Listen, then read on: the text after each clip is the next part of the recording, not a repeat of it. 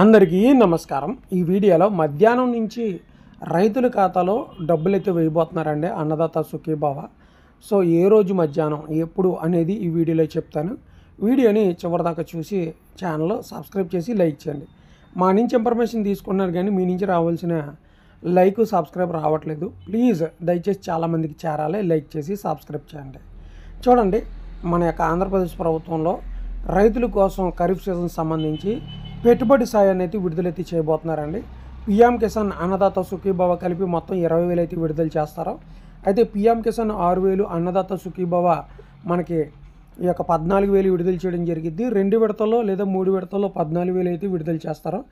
మొదటి విడత ఖరీఫ్ సీజన్ సంబంధించినటువంటి డబ్బులను ఈ నెల 28వ తేదీన రైతుల ఖాతాలో అయితే ప్రభుత్వం వేయాలని అయితే చూస్తుందన్నమాట. 28వ తేదీన మనకి ఈ యొక్క క్యాబినెట్ మీటింగ్ అయితే జరుగుతుంది. క్యాబినెట్ మీటింగ్ అయిన తర్వాత దీని మీద నిర్ణయాలు అయితే ప్రకటిస్తారు.